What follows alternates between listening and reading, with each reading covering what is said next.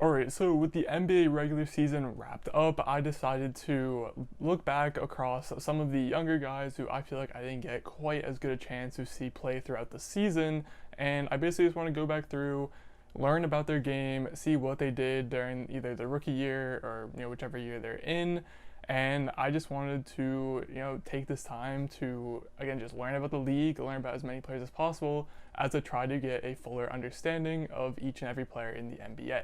I might throw a fun label like Summer of Scouting onto each and every one of these videos, or I might just, say it as it is player analysis. But either way, we're going to get started with the first one in today's video. I'm talking about a Serbian 19-year-old originally drafted by the Minnesota Timberwolves, but he was traded to the Oklahoma City Thunder before he ever had to worry about putting on the embarrassing Timberwolves jersey. And he had a pretty slow start to his career. Played a few games but didn't get much playing time, was sent down to the G League, had some fun there, came back from the All-Star break on and actually had some pretty noteworthy games. So I hope you join me on this journey as I try to get back in touch with the current state of the NBA, as today in the first Summer of Scouting video we are looking at Oklahoma City forward and rookie. So let's get to his numbers. Across the 45 games that he was healthy for and played in, he averaged 8 points, 5 rebounds, and 2 assists with a 43% true shooting percentage. All pretty lackluster, but understandable for a 19-year-old rookie just coming into the NBA. But once he was recalled from the G League and added to the starting lineup post All-Star break, Poku averaged 11 points, 5 rebounds, and 3 assists with a 46% true shooting percentage. And while those numbers might not seem too drastically different, there is something to say that there were plenty of performances, noteworthy performances, that Poku had in the second half of the season that is making him one of the true unicorns in the NBA. Not only did he have multiple 20-point performances, but Pokusevski also added a game where he had 8 points, 7 rebounds, 5 assists, and 6 blocks, and was just overall just all over the place, and potentially might have been the best game that he had throughout his entire rookie season. To me, any 19-year-old that can come into the NBA as a rookie and put up some noteworthy performances as Pokusevski did, they deserve some attention, whether it's the media, the popular media, national media, or just local media. They deserve some sort of recognition for the good games that they played. And I especially say this because the Thunder were just a really weird team this season. At one point in late March, they had a 19-24 record, and they were battling for a playoff spot, sort of. I mean, in the number sense, they were right up there with the Portlands and the Dallases in terms of record. But if you actually looked at the makeup of the team, they were a bunch of young guys with a few vets, and they just did not have the makeup of an NBA playoff team at all. So people were confused why they're winning games, especially considering they have so many draft picks over the next 7 or so years. Because in addition to that close to 500 record in late March, that was at the point a little bit after the trade deadline where they decided to just up and send Al Horford to Cancun for the rest of the year to pretty much just rest and get healthy and just enjoy a prolonged offseason.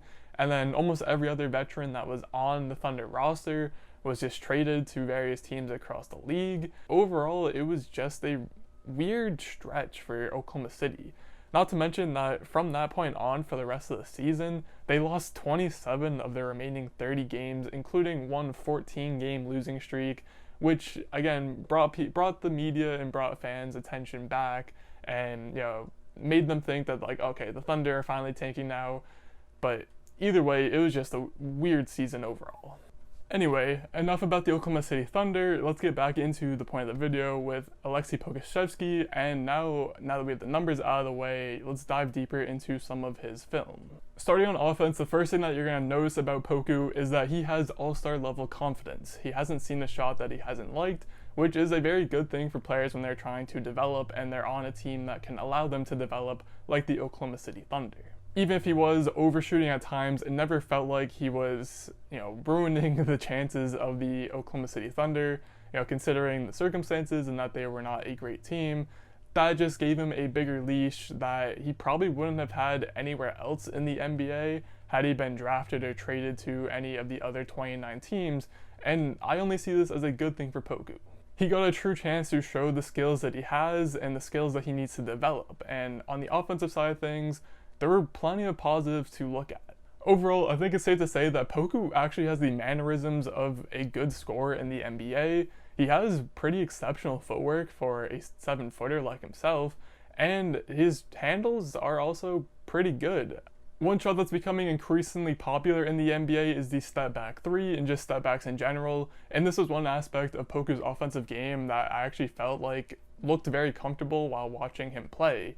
He was able to put on series of moves that eventually would lead into a step back, and while the step back threes didn't always go in all the time, it was a good sign to see that he is willing to and would sometimes hit these shots. Another aspect of his offensive game that caught my eye was his catch and drive abilities. You could see that he used this ability multiple times, including this one play here where he was able to split a double team and eventually get to the rim, or in this instance where he was able to use his length, get to the rim, and then eventually followed up with a putback, a quick putback at that, using his, again, length and size. It was actually very interesting to note that when comparing his spot-up shooting compared to his off-dribble shooting, both sides of the ball had their issues and both sides had their hot streaks. For example, in this one game against Charlotte, he went on a 3-point tirade and was just nailing shots that we see superstars take and make nowadays. But then there was also games where he couldn't hit a single three and would go 0 for 8, 0 for 10, stuff like that.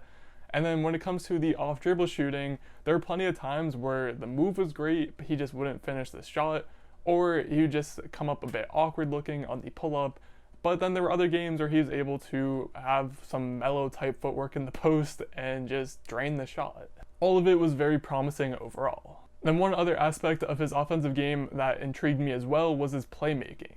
Even though Poku is a 7-foot forward, there were times where the Oklahoma City Thunder would either use him to run their offense, or he'd be used as a secondary playmaker of sorts to their whoever point guard was on the floor, whether it was Maladone, Shai Gilgeous when he was healthy, or just any of the other guards on the Thunder rotation. And although it was in short spurts from game to game, maybe just one pass here or there, Poku was able to show off some tremendous abilities and variety of passes within his playmaking game. You can see, for example, here he threw a nice behind the back pass to the big man on the drive. Then on this play here, you could tell that he actually uses his eyes to misdirect the defense and then eventually throw the skip pass to the other side. Or on this play here, he just throws a nice pocket pass, which all of these things are signs of a great passer. Usually it's point guards that are making these types of plays, so to see a 7-foot, 19-year-old rookie doing these things is just a sign for very great things to come. Now switching over to the defensive side of the ball, this is where we see a lot of the issues emerge for Pokusevski. Although he has the tall, long frame, he looks like he's about 150 pounds when soaking wet, and that usually just does not bode well for NBA defenders. And Pokusevski is no different. When guarding on the ball, you could tell that he's just simply not putting any pressure onto the offensive player at all. He lets them get to wherever spot they're trying to get to. He doesn't initiate any contact. He doesn't slide well. He just ultimately is a barn door for most players in the NBA to go right by him and get to the rim. And it gets even worse when you introduce a big man setting a screen on him. He's just simply is not strong enough yet to fight through it or get around it easily. And then when it comes to off-ball defense or transition defense in general, he just simply doesn't have great awareness right now. He looks lost on a lot of defensive plays and just doesn't know exactly where to be at all times. Hopefully this is one area of his game where he can improve as he just plays more and more in the NBA, learns from coaches, learns from veterans, all that good stuff. And I say that because there is one positive on the defensive side that I noticed from Pokusevski, and that was his ability to protect the rim. Now, I wouldn't by any means label him as a great rim protector or a #1 rim protector on a defense, but he could be a good secondary or tertiary rim protector just because of his great size and length. He can get vertical quick, meaning that he can put good contests on some shots that other guys just won't be able to get to at all. Take this game against the Raptors, for example. In this one, he finished the game with 6 blocks total, and a lot of it was due to the fact that he just was finally finding himself in the right place at the right times to be able and go up and contest shots. Now, if he were to push himself on defense to do this more often, just knowing where to be, knowing when to attack, and just putting in the effort to attack on the defensive side of the ball, I think he could actually wind up being a decent shot blocker in the NBA, which could be enough to keep him on the floor, whether it be late game scenarios or just in general, because obviously the big point right now with Pokusevski is his defense needs to improve if he's going to want to maintain an NBA career. At the end of the day, this was a 45-game sample for a very young rookie, someone who had to come from Europe and then adjust to America in the NBA. Not only that, but it was one of the strangest NBA seasons with COVID protocols and everything. But at this point, I think it's safe to say that Aleksej Pokusevski is one of the true unicorns in the league, and he's someone that you should definitely be keeping tabs on, for the coming seasons. And again, some things to watch for when it comes to Pokusevski. On offense, look for him in his playmaking or just his ability to create shots, whether it be off the dribble or as a spot-up shooter. And when it comes to defense, it's going to be on him to improve his body, get stronger, become bigger than what he is right now. We've seen plenty of players do it in the past. It shouldn't be too difficult for him if the NBA is truly where he wants to be. But also look out for him as a rim protector. He has the physical giftedness to be a good rim protector. I think he could get a lot better if he just works on his defense a little more. Again, the whole awareness positioning thing. But in the end, he's one of the players that has probably the highest ceilings in the NBA right now. And it'll be fun to watch him grow as a player and just see where he goes.